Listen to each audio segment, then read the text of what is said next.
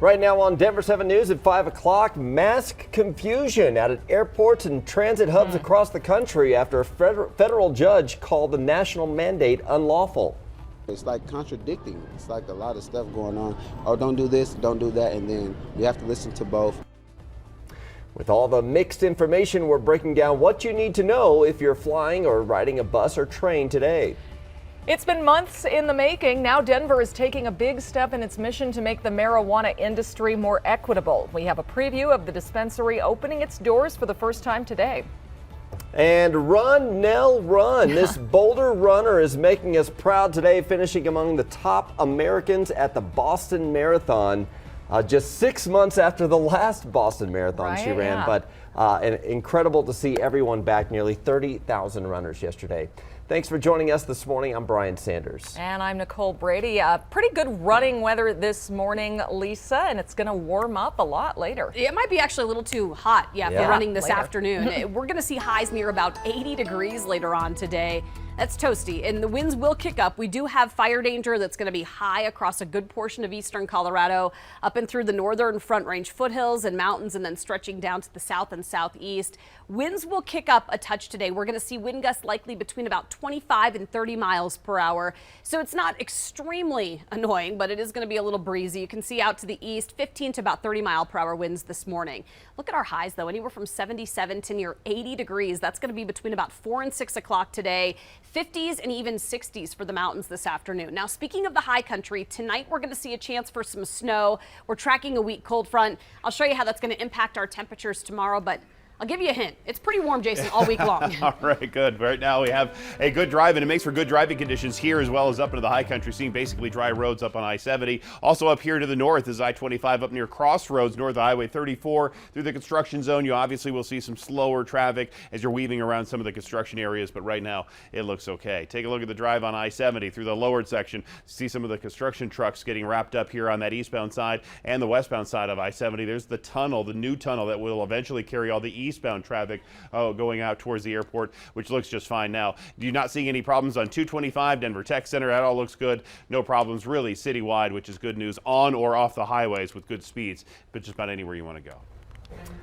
Well, for the first time in 2 years, you do not have to wear a mask out at Denver International Airport. The airport says it will follow the direction of the TSA and no longer enforce the federal mask mandate. Now, the airport is still recommending you pack one just in case. We'll get to why in a moment, but let's get you caught up. Last week, the CDC, remember, extended the mandate for transit, including airports, till May 3rd. The agency said it needed more time to study the BA2 coronavirus subvariant. Yesterday, though, on the day the mandate was originally set to expire, a federal judge in Florida declared the mandate unlawful. So safe to say it led to a lot of confusion yesterday. We want to bring in Christian Lopez this morning with a closer look at the decision to drop the mask mandate and what it means if you're flying today. Yeah, good morning, guys. And it does actually feel a little weird to not be wearing a mask inside the airport because we've been used to it for so long. And looking around this morning, some people are still choosing to wear one, and you can see others are not. It's about 50-50 right now. But after the judge's ruling, the airport and the airlines, they were shuffling to make fast decisions yesterday. A federal judge in Florida got rid of the mask rule, saying that the CDC had exceeded its legal powers in issuing the mandate for airplanes and other forms of public transit. And her ruling is on a case from last July where two plaintiffs said that wearing masks increased their anxiety. And while the Biden administration considers its next steps, the TSA says it still won't enforce the mandate, but the CDC still recommends that travelers cover their faces. All the major airlines, including Denver-based Frontier, were very quick to drop the requirements yesterday, something many airline CEOs had actually campaigned for weeks. And passengers that we spoke to had mixed feelings about the whole thing. If you want to play that game, go ahead, but I'm going to keep the mask on. I'm not wearing a mask at all. I was kind of curious if we were going to get off the airplane here and be told to put our masks back on, if it wasn't universal or not, but it looks like there's probably more people wearing masks here than there was in Vegas. And the airport still recommends that you at least carry a mask with you because the policy could vary depending on the airline or the destination. And this order also applies to buses, trains, and other forms of public transportation. And I'll let you know where that stands in the next half hour.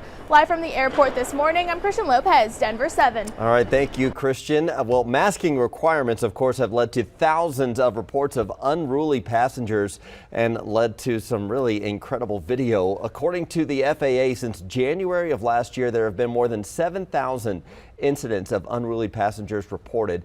Thousands of passengers have been put on no-fly lists because of refusing to comply with the mask requirement. So it isn't clear yet if those passengers will remain banned or not. We are getting your different perspectives on this decision, though. Tamar says, finally, can't wait for our next flight. Randy, though, disagrees and says some judges overreach their education and training, let health experts do their job. Meanwhile, Scott says people can do what they want and he's leaving his mask on. You can join our conversation right now on our Denver 7 Facebook page or by emailing 360@thedenverchannel.com. The group tasked with monitoring Aurora's police department is opening up to the public in a town hall today. Colorado's Attorney General is giving the city's police and fire departments 2 years to make major changes in how they operate. They have to address issues ranging from racial bias in policing, use of force, their documentation of stops and interactions with the public, as well as hiring and promotion practices, accountability, and transparency. The company guiding the changes says community involvement is critical. These town hall meetings, along with the Community Advisory Council, are going to be our eyes and ears on the streets of Aurora in order to report back to us whether or not the reforms which are being enacted by APD and AFR are in fact being felt on the streets of Aurora. You can watch tonight's town hall in person at the Aurora Municipal Center or online at auroramonitor.org. You can also apply for the Community Advisory Council there. It is a big first for Denver. The city's first approved social equity marijuana dispensary will open its doors today. Denver 7's Veronica Acosta joins us this morning because this took a long time and the owner has been through a lot to get to this point. He has been, and for months now, the city of Denver has been reserving these new marijuana business licenses for social equity applicants. Those applicants are defined as someone who has a prior marijuana conviction and or is a member of a community that was once targeted by this war on drugs. So later this morning, the very first social equity applicant is opening up his pot shop. His name's Dan Morgan. He is the 100% owner of Social Cannabis. He says he realized he wanted to open a marijuana shop about this time last year. So he says he immediately started looking for a spot around town. He was actually the very first social equity applicant approved by the program. That program he was eligible for because he got a marijuana possession charge when he was just 21 years old in Wyoming. It's always been my dream to open up my own dispensary. We want to be, embrace the social equity program, and then also I would like to try to make cannabis more socially acceptable, where there's we've taken. And Morgan says even though the process of opening up the shop was a hard one, it was definitely worth it. He says he's starting a mentorship program to help others who are also interested in doing what he's done, but might not rather be sure where to start. In studio, Veronica Acosta, Denver 7. Interesting. Thank you, Veronica. Well, the Nuggets suddenly find themselves down 2 games in their playoff series against the Golden State Warriors. The Warriors were just too much for the Nuggets in Game 2 last night. They ended the first half on a 26-8 run and ended up winning 126-106. Nikola Jokic had 26 points and 11 rebounds, but he was ejected with 7 minutes left in the game after getting his second technical. The series now comes to Denver. Game 3 is Thursday night at Ball Arena.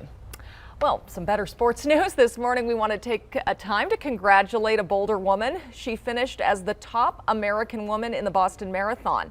Nell Rojas crossed the line yesterday in 10th place overall, and the 34-year-old hit a personal best record, finishing the 26.2 miles in 2 hours, 25 minutes, and 57 seconds. Wow. Amazing. The fastest woman yesterday clocked in at 2:21:01. The fastest man, 2:06:51. That's incredible. Amazon is under the microscope now. The company is getting ready for a racial audit of its hourly workers. Plus, I was at the airport and I just heard it my whole life because, whenever you're on a flight, and then I started playing piano. A ride on a DIA train turns into a viral video for 2 local teenagers. We'll tell you how DIA is reacting to their impression.